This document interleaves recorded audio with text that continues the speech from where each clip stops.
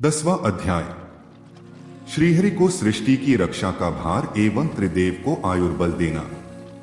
परमेश्वर शिव बोले, हे उत्तम व्रत का पालन करने वाले विष्णु, तुम सर्वदा सब लोकों में पूजनीय और मान्य होगे।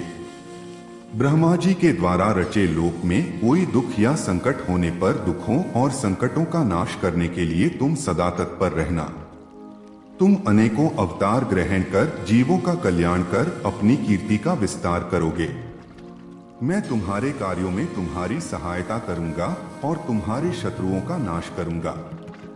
तुम में और रुद्र में कोई अंतर नहीं है, तुम एक दूसरे के पूरक हो। जो मनुष्य रुद्र का भक्त होकर तुम्हारी निंदा करेगा, उसका पुण्य नष्ट हो जाएगा और उसे नरक भोगना पड़ेगा। मनुष्यों को तुम भोग और मोक्ष प्रदान करने वाले और उनके परम पूज्य देव होकर उनका निग्रह, अनुग्रह आदि करोगे। ऐसा कहकर भगवान शिव ने मेरा हाथ विष्णु जी के हाथ में देकर कहा, तुम संकट के समय सदा इनकी सहायता करना तथा सभी को भोग और मोक्ष प्रदान करना तथा सभी मनुष्यों की कामनाओं को पूरा करना। तुम्हारी शरण में आने वाले मनुष्य को मेरा आश्रय भी मिलेगा तथा हम में भेद करने वाला मनुष्य नरक में जाएगा। ब्रह्मा जी कहते हैं, देवर्षि नारद, भगवान शिव का यह वचन सुनकर मैंने और भगवान विष्णु ने महादेव जी को प्रणाम कर धीरे से कहा, हे करुणानिधि भगवान शंकर, मैं आपकी आज्ञा मानकर सब कार्य करूंगा। मेरा जो भक्त आपकी निंदा करे उसे आप नरक प्रदान करें। आपका भक्त मुझे अत्यंत प्रिय है। महादेव जी बोले, अब ब्रह्मा, विष्णु और रुद्र के आयुर्बल को सुनो। 4000 युग का ब्रह्मा का एक दिन होता है और 4000 युग की एक रात होती है। 30 दिन का एक महीना और 12 महीनों का एक वर्ष होता है।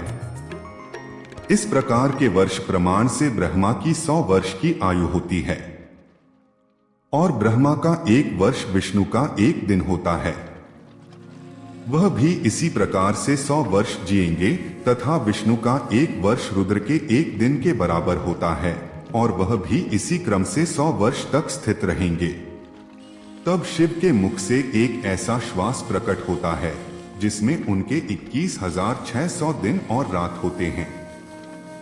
उनके 6 बार सांस अंदर लेने और छोड़ने का एक पल और 8 घड़ी और 60 घड़ी का एक दिन होता है।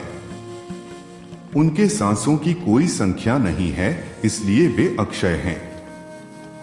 अतः तुम मेरी आज्ञा से सृष्टि का निर्माण करो। उनके वचनों को सुनकर विष्णु जी ने उन्हें प्रणाम करते हुए कहा कि आपकी आज्ञा मेरे लिए शिरोधार्य है। यह सुनकर भगवान शिव ने उन्हें आशीर्वाद दिया और अंतर्धान हो गए। उसी समय से लिंग पूजा आरंभ हो गई।